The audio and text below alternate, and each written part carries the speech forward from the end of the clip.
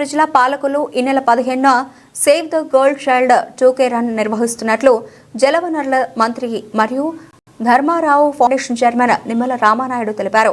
ఆడపిల్లల జాతికి నిజమైన సంపద గృహలక్ష్మిని కాపాడుకోవాలంటూ పాలకులు గాంధీ బొమ్మల సెంటర్లో ఈ నెల 15వ తేదీన తలపెట్టిన save the girl child 2K run కార్యక్రమాన్ని విజయవంతం చేయాలని కోరుతూ వివిధ స్వచ్ఛంద సేవా సంస్థల ప్రతినిధులతో సమావేశం నిర్వహించి విజయవంతం చేయాలని ప్రతినిధులను కోరారు.